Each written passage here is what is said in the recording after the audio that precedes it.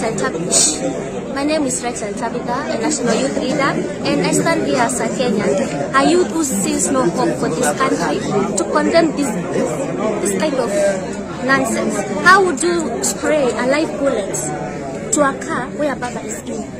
Why would you kill Raila? Why would you kill Raila? I know this Gachagua giving instructions for this kind of, for people to do the unthinkable, you know. We have the right to picket. So, nashanga, live bullets zimetokea wapi? Wananchi wako very unarmed, but the police are using live bullets. They are unfortunately throwing tear gas uko ndani Kibra kwa residentials. Somewhere where there are small babies. And you know, tear gas can drop a small child. So this is so bad. I feel so bad as a Kenyan.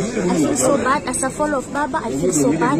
I don't know why someone would think of shooting Baba or for the people. But if they dare, what is that? Because kama mtu anarusha tear gas kwa gari, anataka tear gas live bullets, anataka kuua. Live bullets never left anyone alive. So this is so bad, and if they continue like this, we might turn against them. We are peaceful at the moment, but let them not force us to do the opposite.